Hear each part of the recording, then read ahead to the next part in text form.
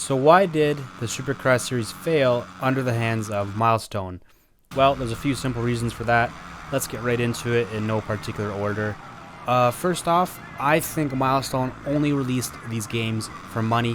I don't think they care about the sport, and I don't think they care about the fans or the community. I simply don't. With the Supercross series, they pretty much release a game, release one or two updates within a month of the game coming out, and they pretty much abandon the game from that point forward. Not so much with the first three Supercross games, but Supercross 4, 5, and 6, they basically released those games, maybe put out one or two patches, and then the game was forgotten.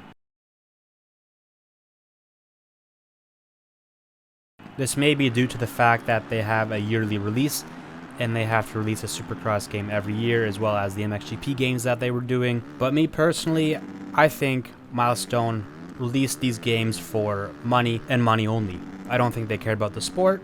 I don't think they cared about the fans.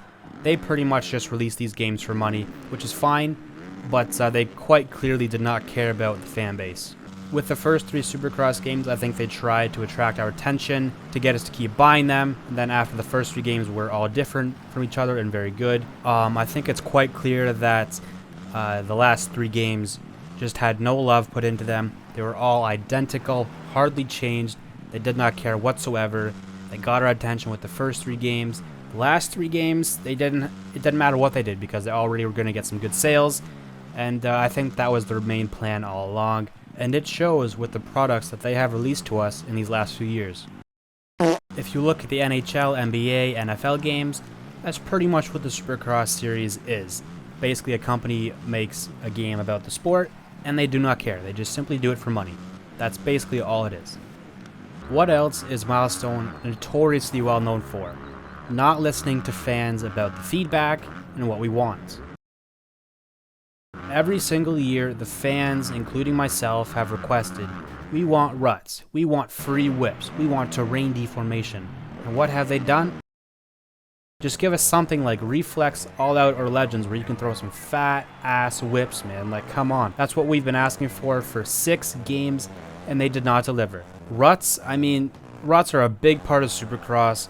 Yes, I know it's probably very hard to get them down right, but they did not even try to add any sort of terrain deformation or rut system in their Supercross games. 6 games, no games had it. The lack of DLC, especially in the last few Supercross games, has been pretty shocking. It seems like with the first 3 Supercross games, they tried to add some cool and decent DLC, and then after that, it really was lackluster. If you remember in Supercross 4, that game had the 2-stroke DLCs, good DLC, but I believe they also came with a track that should have been in the game at launch, which was not, and it was made terribly.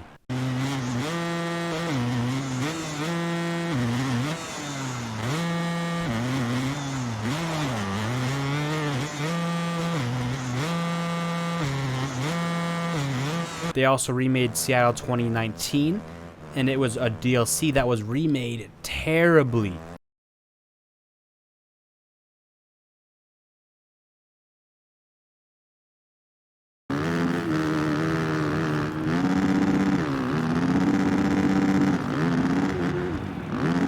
And there was also the Monster Cup 2011 remake, which was in Supercross 5, I think. Terrible DLC. They clearly did not put any effort into that track whatsoever.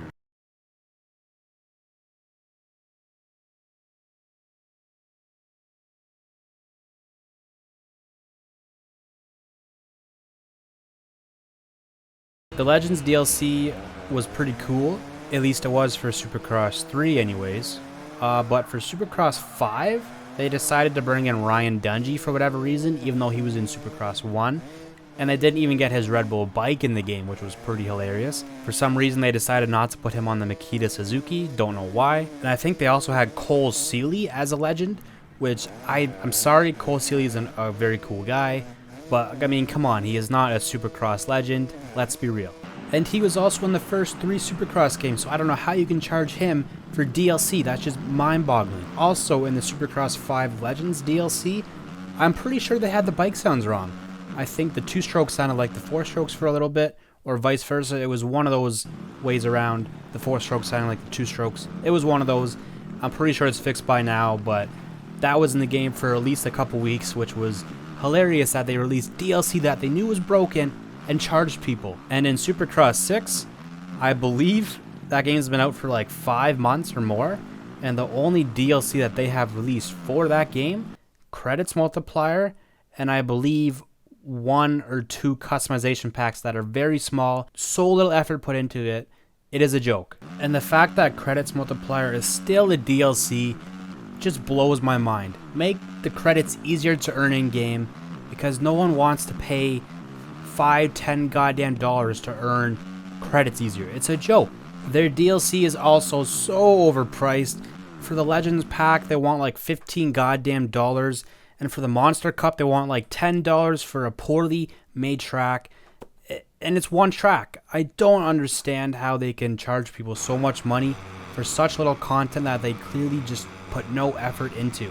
One of the coolest features that Supercross games have to offer, but also one of the most disappointing, is the track editor. In Supercross 1, track editor was released with the game at launch, and I think they did a very good job, especially for the first edition of the track editor.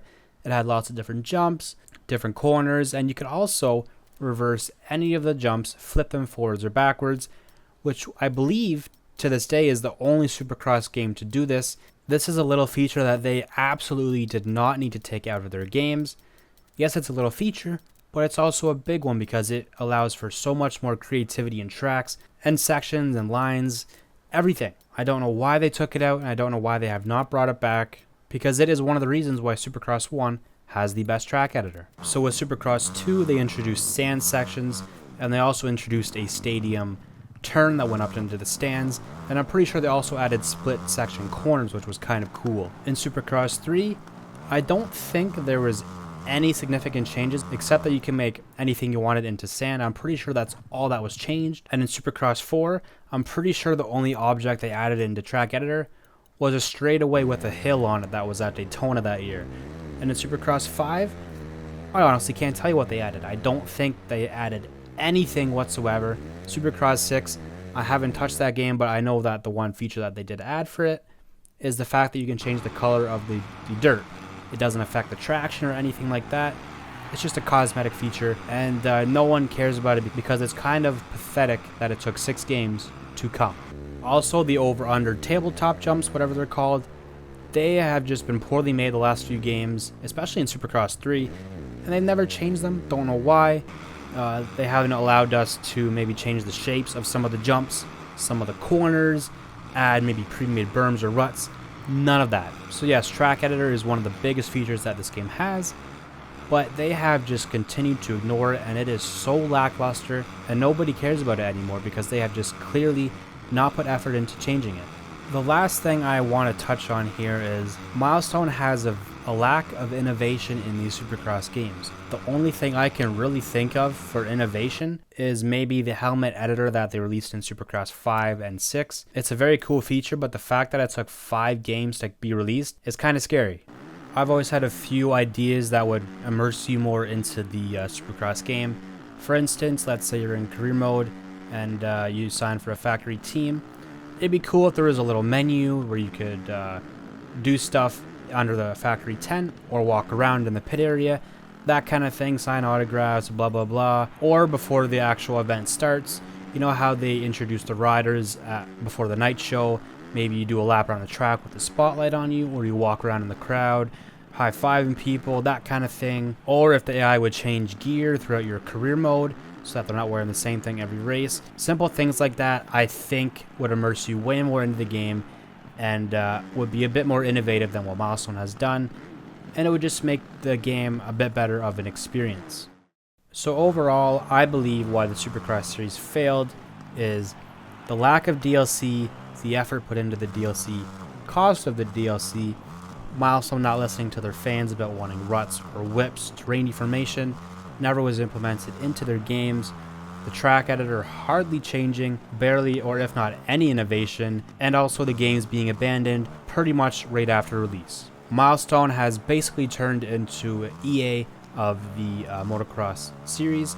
They release a game every year with hardly any changes, and I'm glad that they are no longer making Supercross or MXGP games. So other than that, I hope you enjoyed this video, and as always, take care.